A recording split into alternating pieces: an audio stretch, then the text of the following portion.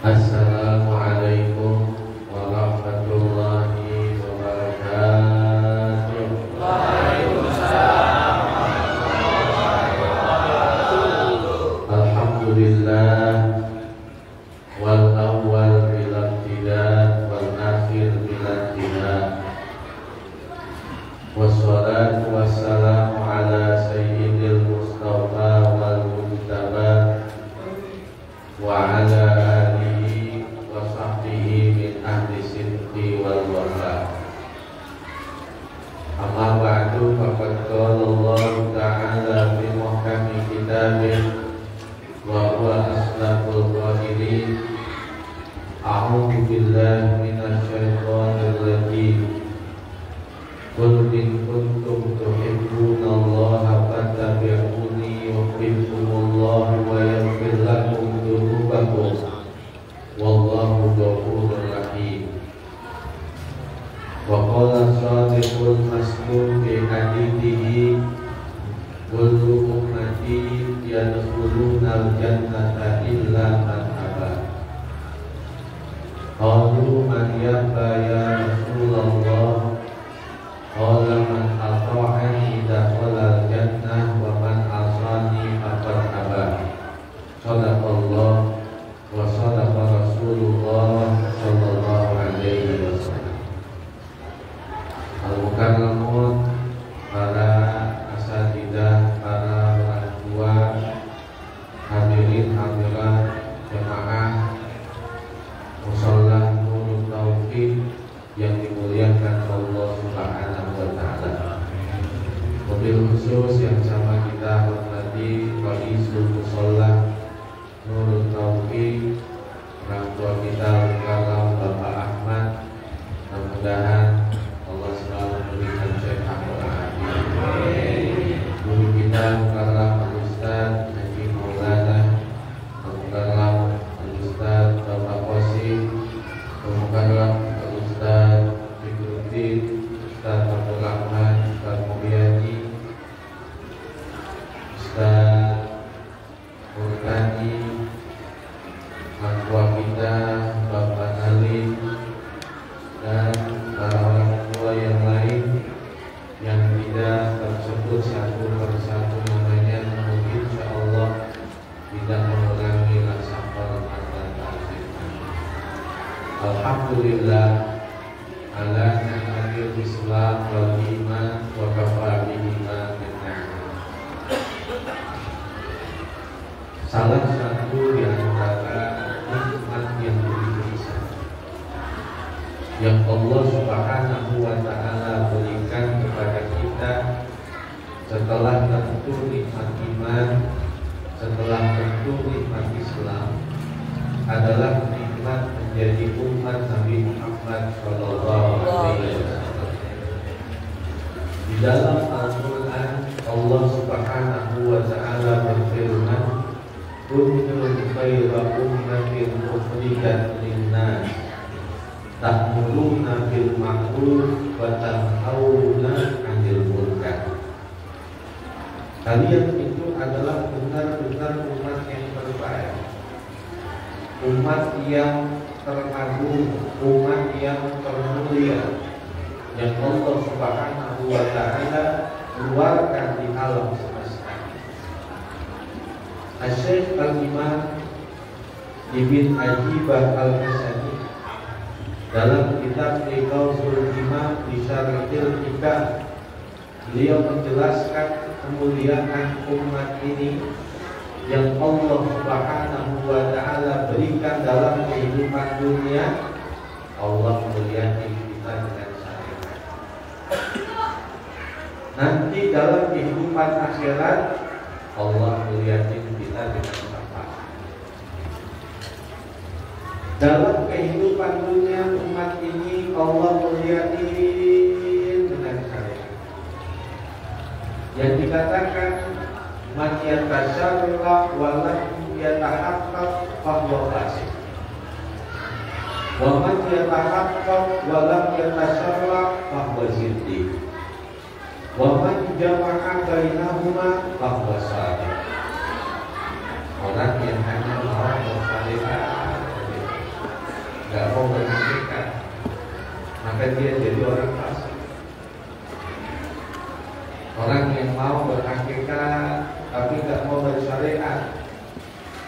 bisa jadi orang muslim. Maka yang benar, yang selamat, yang terbaik adalah yang mau menggabungkan antara syariat dengan hakikat. Li'anna syariah li-islahi zawahir wal haqiqah li-islahi dhamair. Tujuan keberadaan syariat itu buat yang menyempurnakan zahir kita, dan tujuan keberadaan untuk menyempurnakan batin kita. Sehingga saking pentingnya sempurna syariat, dalam hadis Nabi kita Muhammad Sallallahu Alaihi Wasallam mengatakan, Inna asyaddan nasi hasratan yaumal qiyamah rajulun amkanahu talabul ilmi fid dunya falam yatkun.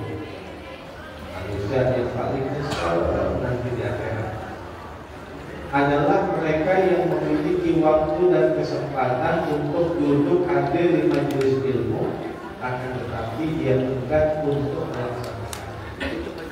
Karena syariat kita dalam kehidupan dunia adalah pemberian dari Allah untuk memuliakan umat Nabi Muhammad Sallallahu Alaihi Wasallam.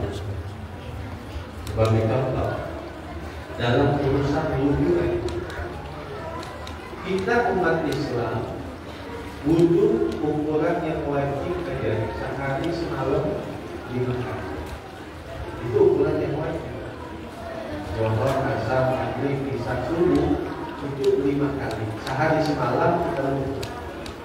Kalau seandainya ditaslis meniga kali, muka 3 kali, tangan 3 kali, kepala 3 kali, kaki 3 kali, berarti sehari semalam kita nyuci kaki 15 kali. Itu baru standar ukuran yang wajib. Coba boleh tanya non muslim, sehari semalam dia cuci muka berapa kali? Itu paling banyak banget 3 kali dah. Pagi sekali, siang sekali, malam sekali. Berarti kalau dari standar kebersihan muka kita dijejer, muka dia dijejerin dalam telapak kaki kita, itu jauh lebih bersih telapak kaki kita dibandingkan muka ini. Telapak kaki kita sehari semalam dicuci 15 kali. Mukanya dia sehari semalam dicuci 3 kali. Bersihan mana? Bisa mereka. Syariatul barra, syariat yang agung, syariat yang mulia, yang sejak zaman dahulu para nabi dan para rasul ngarep pengen menjadi termasuk umat Nabi Muhammad Sallallahu Alaihi Wasallam. Sayyidina Musa alaihi salam, ketika beliau sedang membaca kitab Taurat. Taurat itu kan bahasanya Ibrani, Zabur itu kan bahasanya Qibti, Injil itu bahasanya Suryani, Al-Quran itu bahasanya Arab. Ketika Nabi Allah Musa sedang membaca kitab Taurat, di dalamnya ada keterangan menceritakan tentang satu umat yang ketika mereka makan, ketika mereka minum dapat ampunan dosa. Begitu takjubnya Sayyidina Musa, ya Allah, siapa umat ini yang begitu mudahnya mendapatkan ampunan? Selesai mereka makan, selesai mereka minum, dapat ampunan. Maka Allah Subhanahu wa Ta'ala berfirman, itu adalah umat Nabi Muhammad Sallallahu Alaihi Wasallam. Kalau dia pada mau makan, diawali dengan Bismillahirrahmanirrahim. Selesai makan, Alhamdulillahirabbil alamin. Mau minum, Bismillahirrahmanirrahim. Selesai minum, alhamdulillahirabbil alamin. Jadi selesai minum, selesai makan, kagak perlu nungguin bertahap dulu buat ngucapin alhamdulillahirabbil alamin. Selesai minum, selesai makan, langsung alhamdulillahirabbil alamin. Kayaknya kalau belum bertahap, belum afdol, belum ngucapin alhamdulillahirabbil alamin. Maka kata Allah Subhanahu wa ta'ala, dengan sebab mereka minum, dengan sebab mereka makan, mengawali bismillahirrahmanirrahim, menyudahi dengan alhamdulillahirabbil alamin, mereka mendapatkan ampunan dari Allah Subhanahu wa ta'ala. Allah kemudian kita sedangkan nanti di akhirat Allah Subhanahu wa ta'ala muliakan kita dengan syafaat. Kata Nabi, aku diberikan 70.000 dari umatku masuk ke dalam surga tanpa perpisahan. Kata Nabi, ya Allah, tambahin lagi. Allah tambahin tiap-tiap dari 70.000 orang itu diizinkan masukin ke dalam surga sebanyak 70.000 orang. 70.000 dikali 70.000 berapa itu? Ya pokoknya banyak dah. Mudah-mudahan kita masuk di situ deh. Yang masuk ke dalam surga tanpa perpisahan. Bahkan Sayyidina Adam alaihi salam, dia berkata, Innallaha a'ta ummata Muhammadin arba'a karamatin ma a'taniha. Allah berikan 4 kemuliaan untuk umat ini. Yang 4 kemuliaan ini Allah tidak memberikannya kepadaku, kata saya. Yang pertama, maka Nabi Adam, penerimaan taubatku hanya ketika aku telah berada di Makkah. Sedangkan umat ini taubat di mana tempat Allah terima taubatnya, Allah ampuni dosanya. Yang namanya Ka'bah itu diputerinnya ngiri apa kan? Ngiri. Yang sudah pernah umroh tahu. Jadi Ka'bah itu diputerinnya ngiri. Bukankah kanan lebih baik dari kiri? Tapi kenapa Ka'bah diputerinnya kiri, bukan kanan?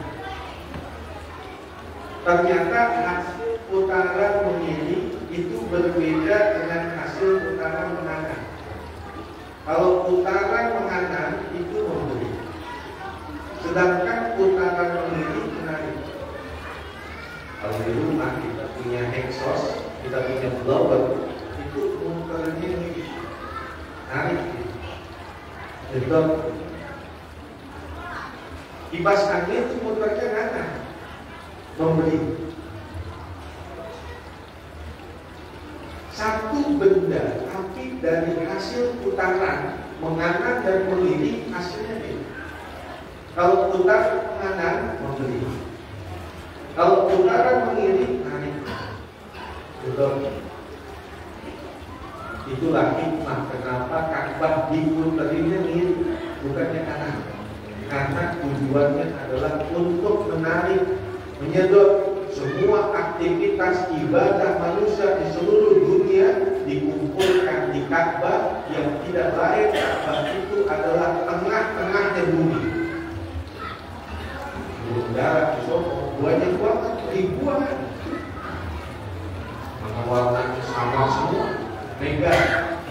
Kalau burung dara kan di sini beda warna, beda nama. Ada warnanya blorok, hitam selap, perintis, mega, ya beda-beda. Tapi kalau di Solo warnanya mega semua. Kagak ada blorok, hitam selap, perintis, kagak ada di Solo. Warnanya mega semua. Begitu banyaknya burung dara di Solo. Jangankan dia merah, warnanya di atas Ka'bah. Kalau ada orang kalau miara burung dara, ya Allah, krop di sini, insek di sini, jadi jemput. Tapi burung dara di Solo jangan dia merah, karena dia mengetahui putaran yang begitu besar. Dan hasil sedotan akbar mengumpulkan semua aktivitas ibadah yang ada di muka bumi ini untuk dihadapkan kepada Allah Subhanahu wa Ta'ala. Burung dara satu induk yang dulu induknya pernah membela dakwah Nabi kita Muhammad SAW. Itu dibuat tur Nabi beserta Abu Bakar, yang seandainya itu orang-orang kafir Quraisy menundukkan kepalanya sedikit kelihatan, tapi tidak melakukan itu. Kenapa? Karena di mulut dua tur itu ada mulut darah, dan mulut dua tur itu ditutupi oleh sarang laba-laba. Maka Allah memuliakan dua ekor binatang ini yang membela dakwah Nabi kita Muhammad SAW. Maka burung dara yang ada di Mekah, yang ada di Madinah, semuanya itu adalah anak cucu keturunan dari burung dara yang ada di mulut dua tur membela dakwah Nabi kita Muhammad SAW. Ini tanda kesudahan kayaknya. Ini kesudahan kalian.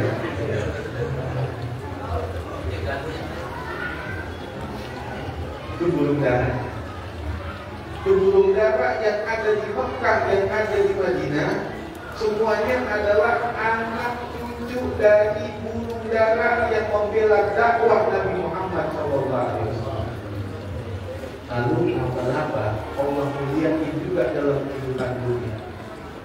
Yang namanya laba-laba gak pernah capek-capek dalam urusan rezeki.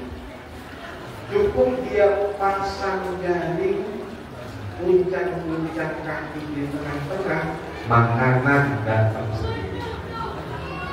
Lalat nyangkut dimakan, capung nyangkut dimakan. Laba-laba gak pernah pusing dalam urusan rezeki.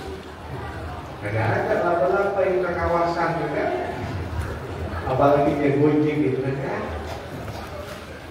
Dua makhluk yang Allah muliakan, burung dara dan laba-laba, dimuliakan oleh Allah karena membela dakwah Nabi kita Muhammad SAW. Lalu kira-kira bagaimana umatnya yang menghidupkan, memuliakan syariat Nabi Muhammad SAW di akhir zaman, yang kata Nabi, innakum fi zamaniman kalau kami usra ma'umira bihi Allah wasayati kami lakin bi usri ma'umira bihi naja. Kalian itu hidup di satu zaman, kata Nabi, yang apabila kalian, wahai sahabatku, mengamalkan 90%, meninggalkan 10% dari apa yang diperintahkan, kalian masuk ke dalam neraka. Orang yang pernah berjumpa dengan Nabi, melihat mukjizat Nabi, melihat akhlak budi pekerti Nabi, hidup bersama Nabi, ketika mereka mengamalkan 90%, ninggalin 10% dari apa yang diperintahkan, itu dapat menghantarkan mereka kepada gerbang-gerbang kehancuran, kebinasaan, bisa masuk dalam neraka. Kenapa? Orang melihat mukjizat Nabi. Akan tetapi, wasayati zamanuman amila minhum bi usri ma umira bihi naja. Akan datang sekelompok umat manusia yang mereka di zaman itu meninggalkan apa yang diperintahkan 90%, ngamalin hanya 10%, sudah menyebabkan mereka masuk ke dalam surga Allah Subhanahu wa Ta'ala. Siapa mereka? Orang yang gak pernah ketemu Nabi, orang yang gak pernah melihat mukjizat Nabi, tapi percaya, cinta kepada Nabi, mengamalkan ajaran Nabi, maka berhak insya Allah mereka mendapatkan syafaat Nabi. Itu kata bagian. Kata Nabi Adam yang pertama, penerimaan taubatku hanya ketika aku berada di Ka'bah. Sedangkan umat Nabi Muhammad SAW taubat di mana tempat Allah terima taubatnya, Allah ampuni dosa. Yang kedua, aku berpakaian. Setelah aku bermaksiat, maka pakaian meninggalkan aku sehingga aku dalam keadaan telanjang. Sedangkan umat Nabi Muhammad SAW mereka dalam keadaan telanjang. Setelah selesai melakukan kemaksiatan, dia masih bisa memakai pakaiannya. Yang kedua. Yang ketiga, satu kali aku bermaksiat, Allah pisahkan aku dengan istri. Sedangkan umat Nabi Muhammad SAW mereka bermaksiat berulang-ulang dalam seumur hidupnya, akan tetapi tidak dipisahkan mereka dengan istri. Yang keempat, yang terakhir, aku bermaksiat di dalam surga. Satu kali aku bermaksiat dikeluarin dari surga. Sedangkan umat Nabi Muhammad SAW dia bermaksiat di luar surga dan tidak terhitung seumur hidupnya berapa kali dia berbuat dosa.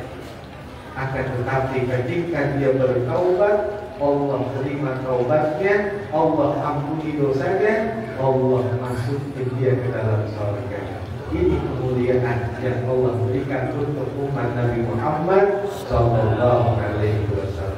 Mudah-mudahan Allah sehatkan badan kita, Allah panjangkan umur kita, memberikan hidayah taufik ilmu yang bermanfaat di dunia wal akhirah. Amin. Bijahil amin ya rabbal alamin. Terima kasih. Wallahu musta'an. Wa fawqa kulli dhi ilmin alim. Hadanallahu wa iyyakum ajma'in. Afwan minkum. Wassalamualaikum warahmatullahi wabarakatuh.